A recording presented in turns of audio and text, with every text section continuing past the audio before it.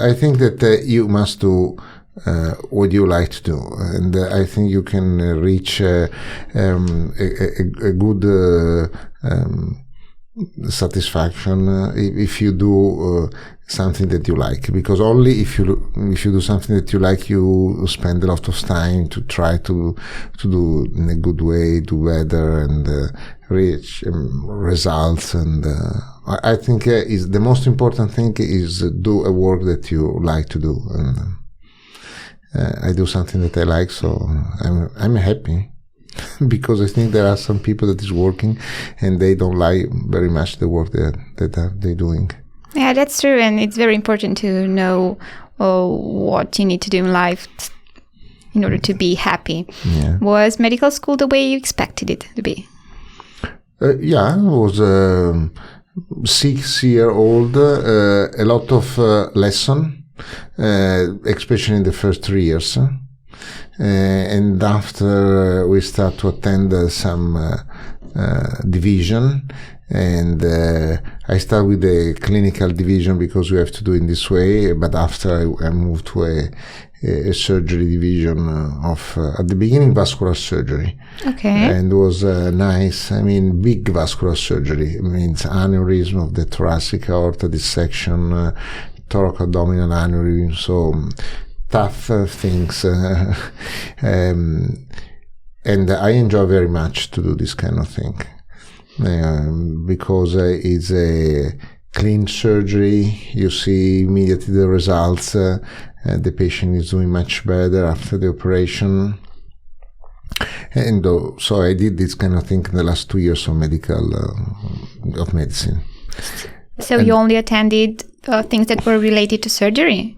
No, I did 1 year of clinical in that was the 4th year of medicine, and the 5th and the 6th this kind of surgery division, and was vascular division. And after I graduated and after I went to military service, because at that time in Italy it was obligatory, and during this period I was thinking, I like vascular surgery, maybe heart surgery, cardiac surgery is more interesting, especially for transplant.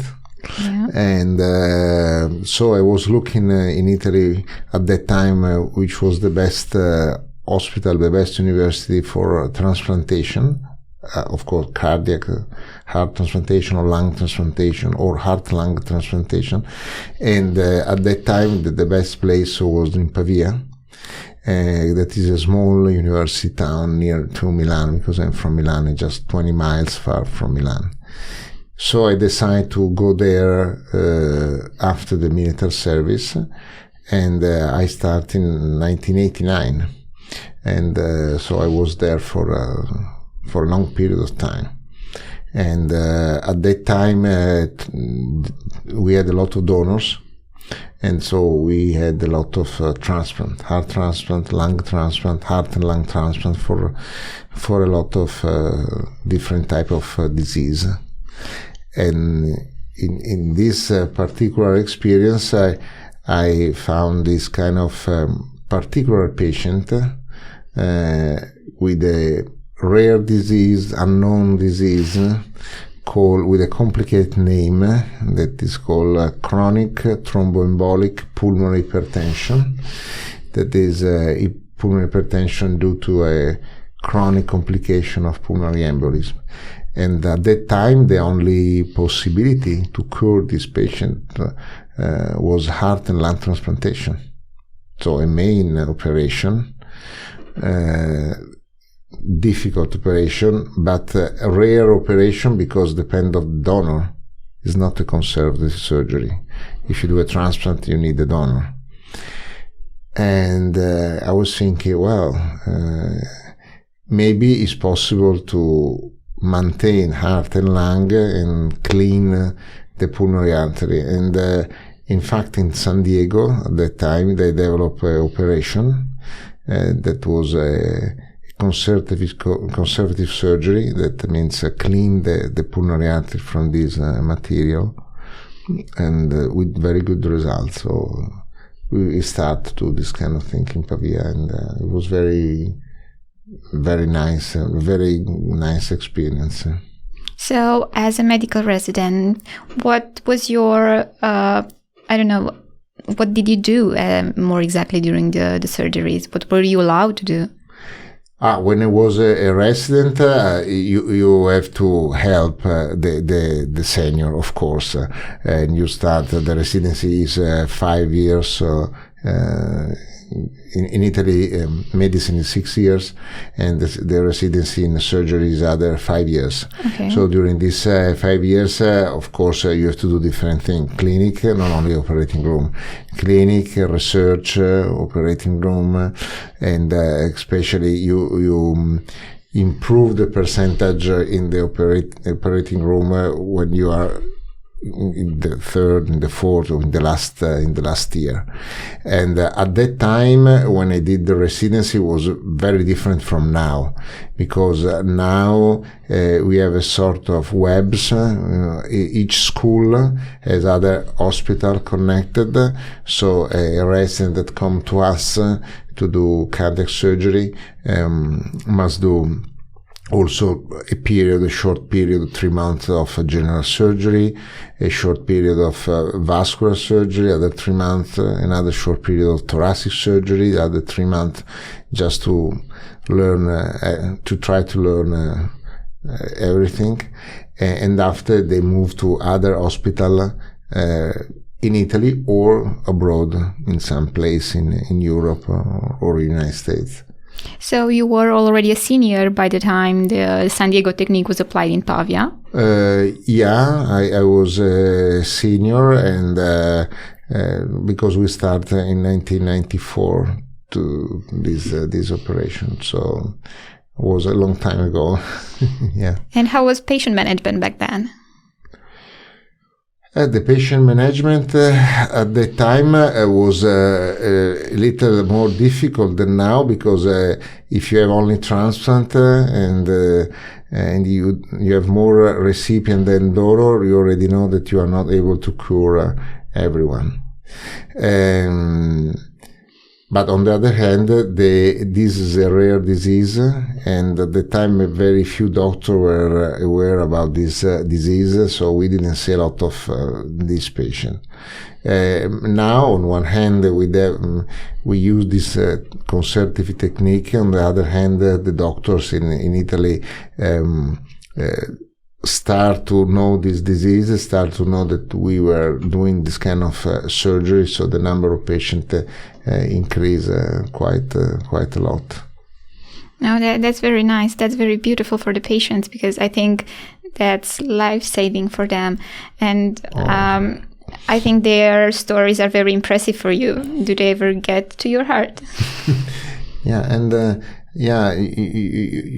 you said that with this operation they changed totally the life, because they have heart failure, they have respiratory insufficiency, they can breathe, they can walk, they cannot do anything, and in this way they reborn, I think, something like that. Is there a spectacular recovery they have?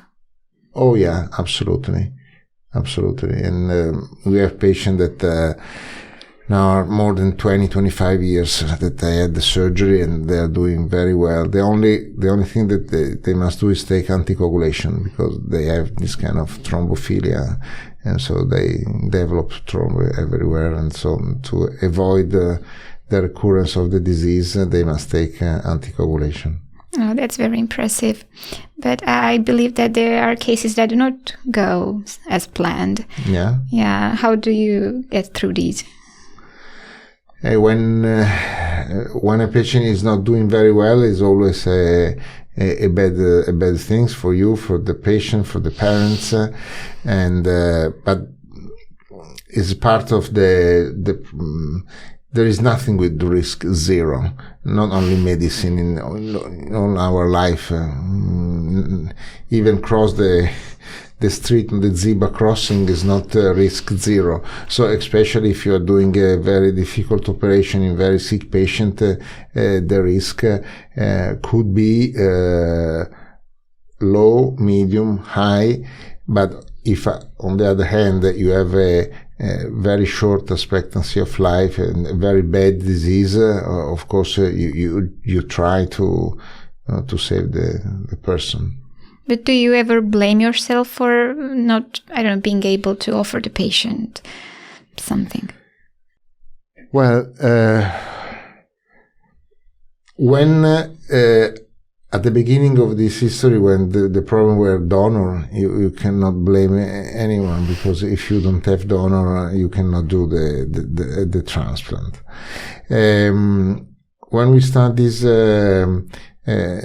surgery, I was blaming someone that was not sending you the patient in time, because if the disease is rare, it's difficult to do the diagnosis. But when you have the diagnosis, you must try to find a place where some operation is possible. So you have to send the patient to the reference centers. Sometimes we were seeing patients that were sick since 5 years, 4 years, and you don't understand why they didn't come earlier. And of course, if they are sick and sicker and sicker, the results are not enthusiastic at the beginning. Now we are able to have very good results even with very sick patients. Patients are starting to be referred earlier. Yeah, absolutely. The number increase, and they are arriving much earlier than usual. Yeah, because now it's known, and so the patient are sent earlier. So are there more centers in Italy that perform this kind of surgery? Practically no. There is another one much smaller, but I think it's not a situation, it's not only in Italy that is like this, because in France there is only Paris, in Cambridge, in UK there is only Cambridge, because if you have a rare disease, if you have few patients, you have good results only if you do something in a good number, because if you do a procedure just 2 or 3 times a year, you cannot reach good results. So I have only one center where all the patients are coming, the experience not only of the surgeon, but also the radiologist, the cardiologist, the pulmonologist. If they see more patients, they improve the skill and the results are better. And how many patients do you see over a year? Oh, we see about 150, 200 new evaluation and about 300, 350 of follow-up. So we see in 1 year a little more than 500 patients. That's a bit, but not too much. Yeah, to be a rare disease is a high number. And we start to see some patients coming from Romania, and I think it's very nice. Really? Yeah. That means there's a good communication between your center and Romania. Yeah, absolutely. That's very good, because the patient is like the utmost important goal of medicine. Of course, yeah. They need to be referred to specialists as soon as possible so that they can have good results. Yeah, absolutely. And we are in Europe, so things should go very smoothly. Yeah, absolutely. But do you think that all around Europe communication goes well related to these kind of disease? I think there is a good communication now.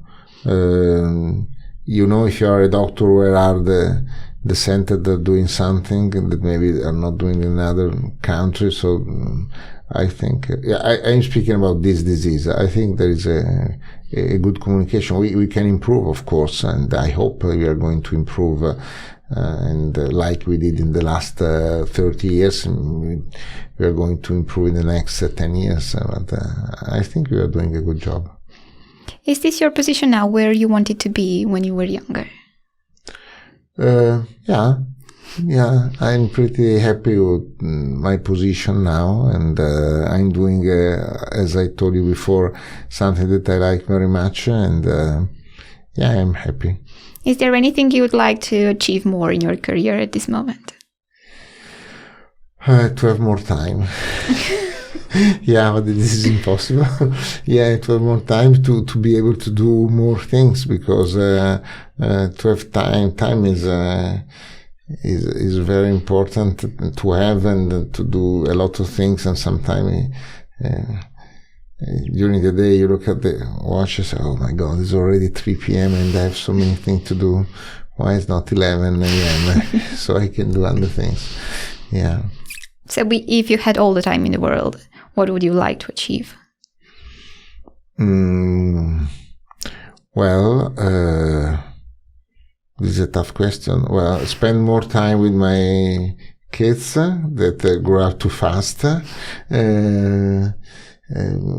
Have more time to do some other thing that is not work, like maybe sport or tourism, and but this is in a hypothetical world. In a real world, if you have a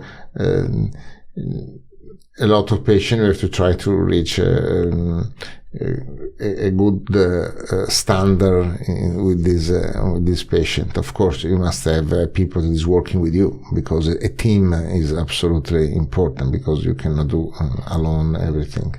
So to have a good team, to have people that is working with you, people that is also enthusiastic and like the job that they are doing. Yeah. Do you regret missing out on some family time over the years? Well, sometime during the vacation, you say, oh my God, I have to do this kind of thing, or I have to finish this other thing, but I have to rest. But I think I was able to find a good equilibrium, a good yeah. And how is it growing the team? Because at your experience, I think you watched people grow from medical residents to your colleagues. Growing the team is a very nice thing, because first of all, you have young colleagues, resident, that they are working with you, and they learn how to do something. Of course, you are not able to keep everyone. So the majority of residents, when they finish the residency, they are going to other hospitals in other centers. But the fact that you can see how they change in 5 years is very nice, I think, because it's not only improve the skill in the operating room, it just change the relationship with other doctors, change the relationship with the patients, and be more responsible. Yeah, I think to have a residency program is very nice, because stay with the young people is a very nice thing. What's the nicest thing about young people? They are starving. They are starving to learn, to do new things, and just yesterday I went to another university for a journal club. Of course, I was not the speaker. It was one of my residents that did the university there, was invited to a journal club, and be in the middle of student was very nice. A lot of questions, very clever question, and at the end of the afternoon I was very happy about this experience. The clinical work is very important, of course, because patients are our goal. But research is also important, because you can improve only if you do research. So if you are working in the university hospital with the residency program, and you have more opportunity to do also research. And I think this is another very important aspect of a medical career. Were you interested in research at the beginning of your career? Well, when I arrived in Pavia as a resident, I finished my residency, the first residency in vascular surgery, and after I had a wonderful experience in United States. I was there for 2.5 years doing a research fellow in lung transplantation. And after I came back to Pavia, I was doing cardiac surgery, thoracic surgery, because another interesting thing of this particular operation is that is a little cardiac surgery, because you do a sternotomy, you put the patient on bypass, but it's also thoracic surgery because you are working in the thorax, in the lung, but it's also vascular because you clean the pulmonary artery. So it's in something in between. And after we start doing research also in pulmonary hypertension in general with new drugs, because not all patients can be treated by surgery. Some patients cannot be treated by surgery because these lesions are inoperable, or because there are too many comorbidities, so the risk is too high. So we start to study drugs that can help. Of course, with the operation, you cure the disease. With medicine, you prolong the disease, but to have also medicine is very important. So we did also a lot of clinical research. Are there many patients that are inoperable? Fortunately not. The majority is operable. You have to distinguish if a patient is technically inoperable or if a patient is not a good candidate, because technically inoperable means that the lesions are too distal, in very distal pulmonary arteries, and so you cannot reach the material. But technically inoperable patients are less than 5%. On the other hand, depends if you are a good candidate, because of course, if all the patients are young, to be a good candidate means to be technically operable. But if you see a lot of older patients, maybe older than 70, older than 80, of course you have some people that is technically inoperable, but all the others are technically operable. If you are 80, there is a percentage, 20%, 30%, that they have so many comorbidities that they are not good candidates. So right now, I can tell you that if I see 100 patients, 75 we can do the operation, 25 we cannot do. And of these 25 that are inoperable, 5% is technically inoperable and 20% are for comorbidities or other problems. So the majority is operable, fortunately. How old was the oldest patient? Oh, the oldest was 84 and the youngest was 11. 11? Yeah. Of course, more thrombophilic you are, more young you are. We did some, 11 years was the youngest, but we did some patient with 17, 18, 20. The biggest group is around 50 years. Is the situation more sensitive if children are involved? I'm sorry? If the situation is a little bit more sensitive. Okay, yeah. If the patient, you have the support of the parents, of course, that you don't have in the adult. But of course, if you work with young people, but sometimes young people are amazing because they are, sometimes young people are stronger than adults, and the results are amazing because you are young, you have only this disease, you remove the disease, and in few months you are going back to run, to play football, or to skiing, or to do everything. And I believe it's beautiful seeing these children that follow up, because you really see them growing up. Growing up can be perfect. Yeah. Do you have patients that have been your patients as young children and chose to become medical doctors? Not yet.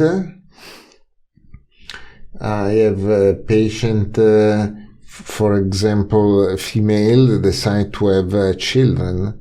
And this was amazing, because if you have pulmonary hypertension, is a disease very severe, with a short expectancy of life. Plus, you cannot do pregnancy because it's very dangerous. And so I had, I don't remember by heart, I think 4 or 5 young women that had this disease underwent the operation. They did perfectly, and after they had one I think had 3 children. Oh. Yeah, and I think was very impressive. Yeah, that's impressive, and that's very beautiful. I mean, what can be more beautiful than that? Yeah. What was the toughest case you've had? The toughest case. One case was a young woman with very distal disease. That at the time of the evaluation, because with more experience in changing the surgical technique, we were able to do operation in more distal patients. So at the beginning of our experience, inoperable patients were about 25% for technical reason. And now, as I told you before, just 5% for technical reason. At that time, this young woman was judged inoperable, and she was young without any comorbidities, so she was put on the waiting list for lung transplantation. But at that time, we didn't have any emergency program for heart and lung transplantation that we have now. Now we have emergency program, so if a patient on the waiting list is getting sicker and sicker, you can put on the emergency list to have a donor in a shorter period of time. At the time, we didn't have this kind of emergency program in Italy, so the patient was doing worse and worse and worse, and I was sure that she will be dying in few weeks. So I reviewed the CT scan, the imaging, and they said, well, maybe, because she was put on the waiting list 1 year before. And in 1 year I said, well, maybe that lesion can be reached and the operation can be done. And so I decided to move to the OR with this young woman, and she was so, she had the right failure was so severe that she had about 11 liters of ascites in the belly. So in the OR we remove 11 liters of ascites. That's a lot. Yeah. And the operation was very tough, but we were able to reach this lesion, and so the operation did well, but was tough. It was tough also the decision to go to the OR to try this operation, not only the operation. I mean, yeah. Were there times when you were in between decisions and you literally didn't know what to do? Yeah, I had some doubt, of course, because I said, well, I hope to be able to do this kind of thing. Maybe I'm not able. If I'm not able, this patient will die in the OR. But if I don't do anything, she's so sick that she will die in 2 weeks. So sometimes you have to take some decision and hope that the decision that you made was the right decision. So you were a very brave man, because I believe I believe that you were in these situations multiple times. Yeah. Sometimes you have to. Surgery is not just skill, because you must. There are a lot of different components. Of course, you must be, in this case, you have to decide something that could be dangerous if it's not working well. This kind of thing doesn't mean that every time you have to try impossible thing, because you must be for example, if you have a patient with a lot of comorbidities, you say, no, I'm sorry, we cannot do the surgery because it's too risky. Because I think it's not good for you and for the patient. Try surgery if the risks are too high. Were there times when patients insisted on doing the surgery even though you disagreed? So the patient liked to do surgery? Yeah, and then you were skeptical about it. Of course, the final decision in this case is the doctor decision. Of course. Because on the other hand, the final decision is the patient decision if the patient decides to don't do surgery, because we have also cases like this. You suggest the patient the surgery, you tell the patient that the risk is much, much lower than the risk without surgery, but some patient, maybe they are afraid, or maybe sometime old person, they say, no, I don't like to do the surgery and the rehab and all this, because sometimes maybe young people think in a different way than older people. So sometimes some old patient, even if the indication is a good indication, they prefer to don't do anything. On the other hand, if the patient insists to be operated but there are no indication, you don't do the operation. I'm sorry, and it's not a good idea for you to do surgery. Having had such a wide experience with so many patients, has your perception of a life changed over the years? Seeing that life can change in a bit, and you need to make all sorts of tough decisions. Has this affected your personal life? No, you don't have to think too much to this kind of thing, because I know everything can happen in 1 second, but so I think my idea, I still do my life in this same way I did 10, 15, 20 years ago, and even if you have different experience, and that some experience can be good, some experience can be bad, but no, I don't think I had some bad influence of this kind of no.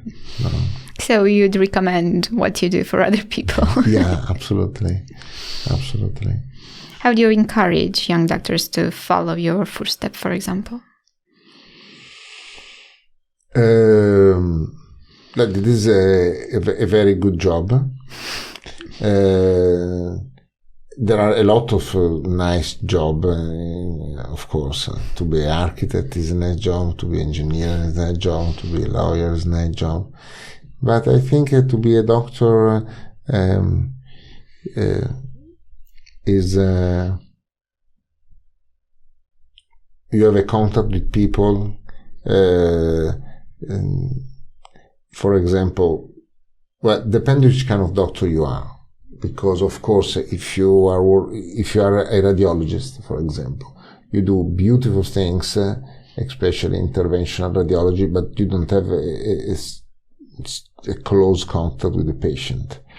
But if you are a clinician or a surgeon that work with the patient, you develop a very nice relationship with this patient, and I think the patient feel I always surprise when for Christmas or for Easter I receive a lot of messages from patients that maybe I did the operation 20 years ago and they still send me It's a wonderful thing, I think. But you are the reason. It's a human relationship, yeah. That's true, and you are the reason they are celebrating Christmas 20 years later, of course. Yeah. And that's beautiful. Have you ever considered choosing something else besides surgery? In medicine? Yeah. Well, now if I were a young doctor, there are some hybrid situation. I mean, when I was a student, cardiology was here and cardiac surgery was here. So two different worlds. Now with a lot of interventional cardiology like TAVI, like mitral clip, like closure of PFO with device, I think could be a sort of hybrid figure that is a little of cardiology, a little of cardiac surgeon all together. Yeah, I would like to be something like this because I like heart and like lung, but there are a lot of other very nice specialization in medicine. Maybe totally different, but even very fascinating, like neurology, psychiatrists. Yeah. But I don't know, did you ever consider radiology, for example, or I don't know? Radiology, the interventional radiology, they do wonderful things. Yeah, absolutely. And we are working with some very good interventional radiology because a patient with this kind of disease, with obstruction, the first step is the operation to remove this material. The second step is the specific drug, but there is also a third step that is angioplastic of the pulmonary arteries. It's not the same concept of, well, it's the same concept of angioplastic in the coronary artery disease, but is at the same time is different because the coronary artery are 3, the pulmonary artery are 10, so you have to go to treat a lot of different vessels, and we are doing this kind of thing together with the interventional radiologist in case you cannot do the operation. But can you specialize in interventional procedures as a surgeon? Not yet, but I think will be the future. I think in the field of cardiac, I will see some figure that will be a hybrid between a cardiologist and the surgeon, because there are so many point of contact now that for sure in maybe 5 years, 7 years, 10 years, we will see a figure that is doing both things. Like a new specialty? Yeah, maybe. Yeah, maybe it's necessary because there are developing all sorts of technique in interventional cardiology, and I suppose getting it a little bit closer to cardiac surgery would be very helpful. But the same thing is for vascular disease, the endoprothesis. In some country, they are the vascular surgeon doing this kind of thing. In other country, are the radiology, interventional radiology doing this kind of thing. I mean, for aneurysm of the descending aorta or for other. Yeah. Well, the technology is changing completely our life, and even in the work situation, the job situation. Yeah. What do you think the future holds for heart surgery? More mini-invasive procedure. So the technician will help us with a small thing that maybe you can do through catheter, even and cut the chest, and in this way, I think. Do you think there will be a day without sternotomies? Maybe already now you do a lot of things with mini thoracotomy or small sternotomy, not a complete sternotomy. So yeah, I think we could be close to something like this. For now, this operation that I'm doing is with mini sternotomy because is pretty complicated and you must have a exceptional view, and for now you have this kind of a direct view only with the sternotomy. Well, maybe in the future we will see what happens. And how do patients react to having a sternotomy? I mean, it's like knowing that your chest is wide open. Do they get reluctant about that? Well, of course, depend how is the patient. I mean, some patient is very afraid of everything, and so is afraid also of sternotomy. But that depends how sick is the patient, because if the patient is sick and the only way to treat this disease is a median sternotomy, I think the median sternotomy is the last problem. The problem are to have good results and no complication and other things. But complications do happen in the OR. I mean, do people die on the table? Fortunately, it's very, very rare that the patient died on the table, because you also have a system that can assist you, like ECMO, and that are a sort of cardiopulmonary bypass, similar to cardiopulmonary bypass that we are using during the surgery, but is different for some aspect. And this device help in complicated cases, and so it's absolutely rare that the patient die in the operating room. And even the rate of complication in complicated cardiac surgery is very low. In this kind of operation that I was telling you is less than 3% the risk of dying and connect with the operation.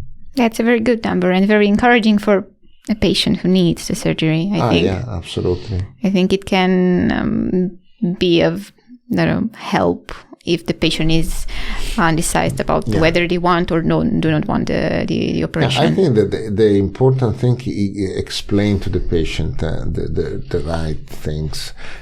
Don't be... of course, if your disease has a long history, a natural history, without any intervention, even a small risk could be too much. But if you have a disease that if you don't treat it, the expectancy is like to have a malignant cancer, of course the people accept the surgery, because I think the one important thing is if you tell the people you have a cancer, the people is afraid, because just the name cancer is something that even if it's not malignant, they are afraid. If you tell the people you have pulmonary hypertension, they look at you and say, "Oh, sorry, what do I have?" And so they don't know anything about the natural history. If you explain in a good way how is the disease, how are the risks, if you don't do anything. In very few cases, I have patients that they refuse the operation. Yeah. And how is patient-doctor communication? What are the main aspects that you need to keep in mind? Well, the way to explain this patient. If you are treating a rare disease, and if you are the national center and you have patients that are coming from everywhere from Italy, I think that the first thing is have a visit before the admission to the patient to the hospital, because you have to explain to the patient which kind of disease is, which kind of procedure you can do, which kind of risk you can have. So the patient can decide if he like or she like this kind of treatment or not. So I think communication is fundamental. After, when the patient is on the floor doing the exam, of course, you see the patient every day and you tell the patient, "Oh, today you have done this kind of thing, you have done this other exam, and so the situation is like this." And after the final communication is when all the exams are done and you have to decide, you are a good candidate, or no, you cannot do this kind of surgery. Do these patients with rare diseases receive psychological support? This is a very good question, especially in patient where you have a rare disease. The diagnosis is difficult, so maybe they are not feeling very well since 3-4 years, for example. We have a psychological support, and maybe not in all cases, of course, but in some cases, we have. Some patients, they already come with some therapy, because maybe are a little depressed for this disease. Some other no, but in specific case we have a psychology. Especially in chronic disease, when because this patient at the beginning they suffer of heart failure, but after they suffer also of respiratory failure, so they start to use oxygen, and about 40-45% of the patients that we treated with surgery are already in oxygen therapy. Being in oxygen therapy is something that the patient, they suffer a lot, the idea to go around. Some patients refuse to go out with oxygen, so they prefer stay at home with the oxygen. And this aspect is very important, I think. And I believe that you have a multidisciplinary team. Yeah, and absolutely. What specialties are involved in treating these patients? Cardiology, pulmonologist, radiologist, nuclear medicine. You have a patient able to work with a coagulation problem. A lot of these patients have hematological problem. So he's a anesthesiologist, of course, psychologist, and so it's a big team. Yeah, it's a big team. And I think it is very important to have a team that is work with the same person together. I mean, the same cardiologist is doing echocardiography, the same radiologist is doing CT scan, the same nuclear medicine that is doing VQ scan, not just one, but two or three. For each specialization, but always these 2 or 3, because they develop expertise, and it's the only way, I think, to have a good team. And how is communication going? Do you just gather in some room and discuss the cases all together? Phone, WhatsApp, send message. In an ideal world, it's very nice to have in a room all together, but in the real world, there are so many things to do. When you are able to do, the other one is not able to do, so we can communicate. Of course, you must have a central figure that is coordinating everything, but you have communication with everyone. Yeah. And who's the coordinator of the team? The coordinator of the team is me. I mean, because the patient are referred to us. Because the people know us that they are doing this operation, so we start to see the patient. We decide which patient are good candidate, and so we decide all together to start all this kind of procedure. Yeah. Do you usually travel a lot? For conference, not a lot. Because I think that if you travel too much, you don't have time to work. But sometime. When I was younger and this disease was unknown, I was traveling a lot in Italy.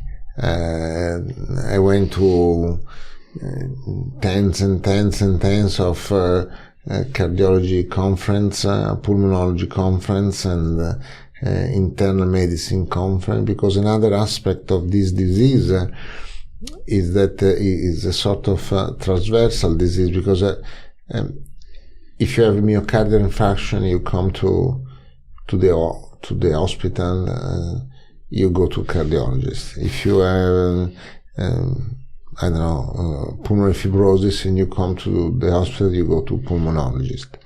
If you have a pulmonary embolism, that is the origin of this disease, you can go to cardiologist, to pulmonologist, to internal medicine, and after, when you are discharged from the hospital, if you had a myocardial infarction, the cardiology is giving you a follow-up control. If you had a pulmonary fibrosis, the pulmonologist is giving you a follow-up control. If you had a pulmonary embolism, sometime the doctor in the hospital send you back to the family doctor. So you lose this patient. So this is one of the main reasons, because at the beginning we had so few patients, and at the late stage of the disease. So I travel a lot at the beginning. Now I'm traveling a little less.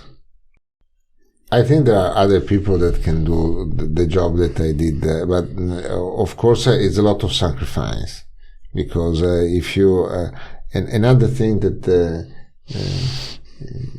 I tell also to the residents is that to do something in a good way, you have to put all your energy in this kind of thing, because if you don't put all your energy, it's difficult to have a very good results. So you have to push very, very hard, and it's important to have a team, and to have people that can replace you, because if you if you like that this program is going also without you, you must have other person that can take care of this patient. Yeah. Is medicine in general a career that requires a lot of sacrifice? Medicine, I told you, is different from other job, I think. But inside medicine, you can decide to be more involved or little less involved. It depends of you, I think. You can dedicate not all your life, but a big part of your life to your job, or you can dedicate a little less. This kind of thing doesn't mean that you are not a good doctor, even if you dedicate less work. You can be a good doctor also having other interests. What advice would you have for medical students now? Follow what they feel. I mean, during this kind of 6-year period, you have to understand which kind of aspect of medicine you like more, and dedicate to this field. Doing research, look around, go in other places to see how the situation is there. Now we are in Europe, so it's normal, I think, to try to go in another place for a while, like Erasmus, like other period, because this kind of thing help a lot. Know other people. So when you are young, you must do absolutely all this kind of thing.